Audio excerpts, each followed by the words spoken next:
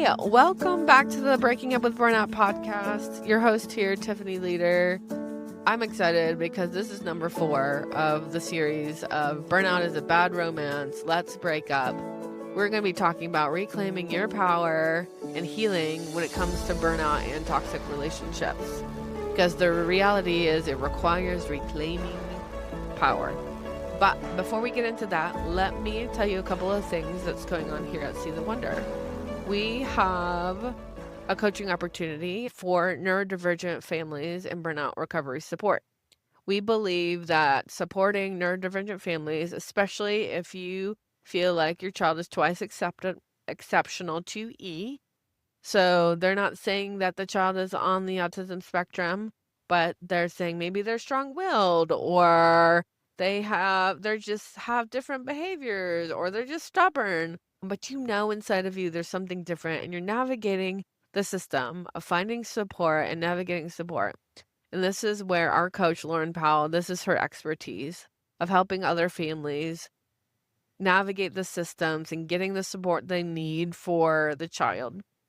On the flip side, I am providing burnout coaching as well with the parent, because we believe the conversation of burnout recovery and neurodivergent family support needs to come together. Often it's one or the other.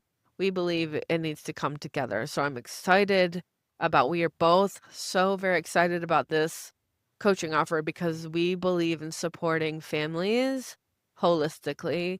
That's who we are at See the Wonder in general, of supporting the person, mind, body, spirit, soul. And sometimes we're just needing somebody to help us navigate confusing systems and giving us some how-tos, but also while addressing, hey, you know what? I am burnt out. And let's talk about boundaries. Let's talk about what we're talking about today, reclaiming your power. Let's carve some space for you as you're navigating the support for your child, because often, like we talked about in episode 3, you can lose yourself and lose your sense of identity when you're working so hard advocating for your own family and for your own children. So you can get more information about this integrated support in the show notes. And yeah, we're excited to answer any questions. You're welcome to contact us and ask any questions that you need about the support that we're providing. Also, we are also providing a space for newly licensed and pre-licensed therapists. If you are in that space where you are navigating the realities of our field, you're feeling maybe burnt out, or you're just needing support in what you thought this field was supposed to be and what your hopes and dreams are, sometimes there's a disconnect in that. There is a lot of realities in our field that can be very disappointing. I have mentored other clinicians for over 10 years as they have been coming through college, after college, and in their licensure state. I've talked to many people over Zoom and video calls, in person, coffee chats, text messages. I provided that support, and I wanted to provide a space because I'm hearing, but I have heard over my career that sometimes it's just nice to have a space with other clinicians to talk and to share and say, me too. So we are providing what's called the supported clinician. It is support and community around navigating the realities of our field, burnout, prevention and recovery, and consultation. So if you're needing a second opinion, or you are having some hesitation around bringing your questions to your supervisor because you're afraid that these honest questions is being looked at as a performance review, this is your space to be open and honest, collaborative, because I believe you also have something to contribute to the group, not just bringing your questions, but also providing support. And so monthly, we are offering the supported clinician. All the information about it will be in the show notes. Our next one will be in July. I'm not sure when this episode is going to drop, but our next supported clinician circle is July 22nd. And I hope to have you there. All right. Let's get into reclaiming our power and healing when it comes to burnout and toxic relationships. Okay, so when we turn the corner, both for burnout and toxic relationship, I feel like there's this turning point that happens, or tipping point. I read a book a long time ago called The Tipping Point, and I can't remember a lot about it, but it's like you get to this precipice, you get to this place where you're like, I cannot do this anymore. Maybe the scales have fallen off your eyes. You see what's going on. You see what's happening. For my story, when it comes to burnout, it was my therapist saying, Tiffany, when's it gonna get better? And that was the light bulb moment of I have to make some change. Otherwise, my body is gonna keep suffering. My brain's gonna keep suffering. My whole being is gonna keep suffering if I don't make some hard changes. Part of making those hard changes is making hard decisions, which really is a boundary. And what I like to talk with clients about, clinicians, anybody that I'm supporting, or even just a friend that I'm having a coffee chat with, is start small. What is a small boundary? What is a small no? Which no is a complete sentence. I am actually doing compassion fatigue and burnout trainings right now, and we just talked about boundaries. And on my slide, it says no is a complete sentence. By the way, if you are a team or you have a team or you work with a team and you're needing compassion fatigue and burnout trainings, I'm happy to surprise that to provide that support. I'm happy to provide that support. You could email me, tiffanyleader@seethewonder.net. I love doing these trainings, and I'm hoping to bring more to them to the world this year. So what is one small boundary, one no, that you can do that will bring you some relief or that would feel liberating to you? I can remember the moment I started setting boundaries for myself. And the moment I said no, it was actually scary because I was like, oh, I gotta make these changes. I want to, but I don't know. But I was at a point where I needed to. And so a small boundary was saying, I'm not answering my phone outside of work. I'm not going to answer questions. I'm not going to check my emails. I'm going to turn off all the notifications. It felt scary at first, but more often than not, it felt liberating. So that's my question to you. Has there been a small boundary or a no that you have said that felt liberating? And if you haven't had one before, I know many people who are listening to this will share with you. And put it in the comments wherever you're listening to this. When was a time you felt liberated by saying no? Every time I have said no for myself, it has felt liberating. In addition, it has felt scary, and it feels guilt is another thing. I say another thing, another emotion that comes to the surface, but that's for another time. And actually, I just wrote a Substack. While I'm recording this, I just released a Substack article about guilt. So if you want that, I will put it in the show notes as well. So you can read that because there's a whole thought around the feeling of guilt when it comes to saying no. But I'm saying that it's mostly liberating because you're realizing that you're reclaiming your own power. In some ways, you're taking control of life instead of life controlling you.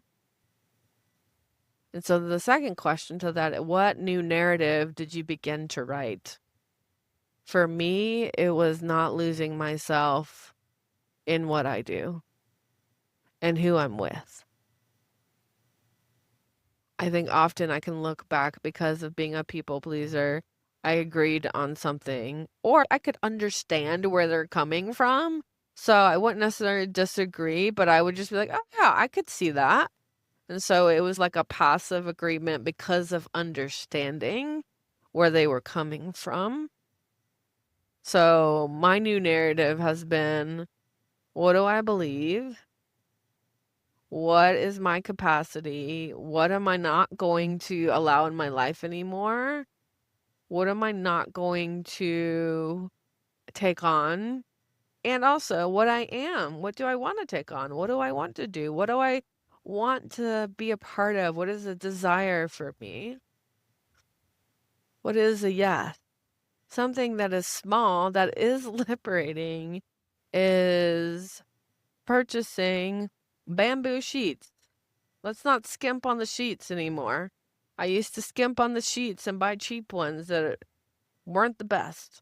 But now I'm like, I'm buying me some bamboo sheets. I'm paying for it. It is worth it. If you've not had bamboo sheets, it will change your life. Talk about liberating and sleep. Sleep is such an important thing. So when you can make your sleep environment the most comfortable for you, that it is worth every penny, because sleep is one of the first things that we can do, is to work on our sleep in order for us to eliminate boundary and make decisions for ourselves instead of just being in survival mode. So that's part of reclaiming your power. Along the lines of that, I have a question for you. Y'all know I like to talk about micro moments of wellness, take a moment practices. That's a huge theme that I talk about often in trainings and coaching and in therapy and whatever space I'm in. I'm talking about micro moments of wellness and take a moment practices. So what is one micro step you can take towards your own power today? And I want you to send it to me. Email me if you want it private. You can email me, tiffanyleader@seethewonder.net, or post it in the comments on Spotify, Substack, wherever we can make comments. Facebook post, like I post Instagram. I post these on Instagram and Facebook and all the places. LinkedIn.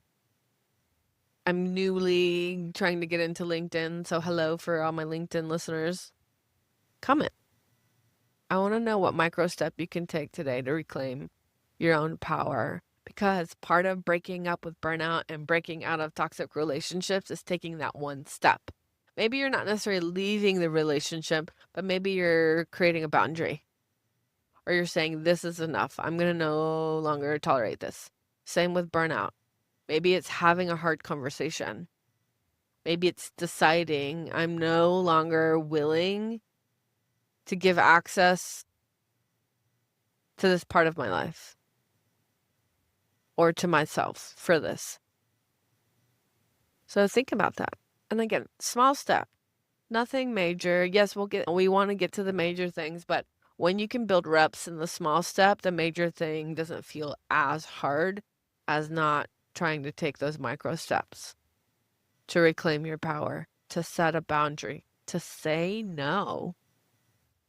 Something really easy that I tell people is when order coffee at a coffee shop. You can often I unintentionally do this.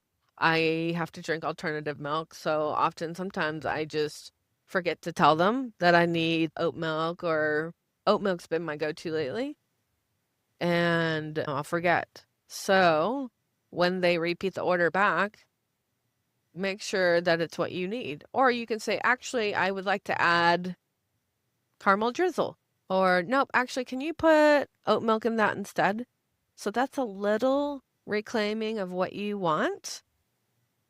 Or even like when you're ordering food and it's the wrong order, or it's not hot, or it's not what you expected it to be, send it back. And a lot of people have a hard time with that. Sometimes I even have a hard time with that. But I'm like, no, you're paying for it. You're not an inconvenience to anybody. Get what you want.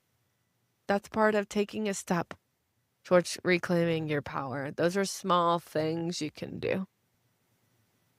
That can actually feel scary. I've talked through people, and even myself, through doing that. Because often we just compromise until, like we said in episode 3, there's a shell of a person. And that's where burnout and toxic relationships, that's where they hurt. is that you lose your beautiful, wonderful self and how you show up in the world.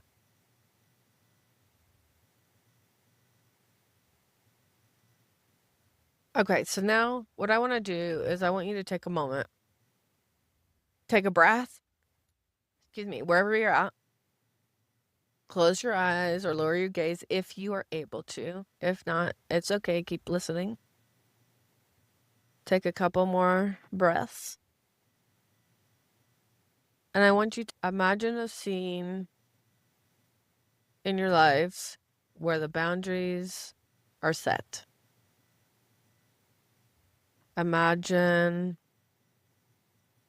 that it's maybe you want to leave a relationship, or maybe you want to leave a job, or you want to advocate for yourself. And you know what your boundaries are, and you know what you want to say, and the conversations are successful. And that conversation was the first step in healing. It was liberating, even though it was scary. It was courage. It was joy because you were able to have that conversation. It was also scary, but it was more liberating. It was more exciting. It was more joyful because you could have that conversation. You weren't scared of it anymore. Think about how that feels. Think about the confidence you feel in yourself. Confidence is something that gets lost in burnout and toxic relationships. Okay, what would be another step? After having those hard conversations, what is the next step? And then what is the next step? And imagine you taking these different steps, and each time, yes, scary feeling, but mostly joyful, liberating, and excited. A sense of relief, a deep sigh. I did it. I set the boundary. I feel good. I advocated for myself. I was unapologetically me. What does that feel like? What would that feel like? Okay, take a deep breath. And you can wiggle your fingers and toes and come back into the room. I wanted to give you that scene of imagining because our brains are so powerful. When we can use our imagination for good, it's like we forget to do it because we tell kids to use their imagination for play and actually play with kids. They work out things in life through play, but we forget to do that as adults. And sometimes visualizing and imagining scenarios that we believe is true or want to be true and desire in our lives helps empower us to take those steps in the right direction. So I'd love to hear what came from that for you as well. Because I believe deeply that you have the courage, the strength, and the power within you to take those steps forward. I believe that as you take those steps, you will feel a sense of empowerment, confidence, joy, and excitement. And often, a lot of times, it can activate our nervous system. So sometimes it's calming our nervous system afterwards, but allowing these positive emotions to rise to the surface as well. So I'm like, yeah, go get them. Set those boundaries, reclaim space for yourself. Say no to things. Say yes to what you truly desire, not what you're compromising for. Okay. Thank you so much for being here. I loved having you. I loved having this conversation. Let me know how you feel, what came up for you. What is one step, if you want accountability, what's one step or one small boundary you can start now to reclaim you? And yeah, let's continue this conversation. I think I'm going to have an episode 5. I was going to do 4, but I think I'm going to do an episode 5 just to settle some of this in. I've loved this series. I've loved doing this with you, and can't wait to continue. So yeah, episode 5 will be coming to you soon. Thank you so much for listening here. I am so full of gratitude that you are here, and I cannot wait to be with you again. Talk to you soon.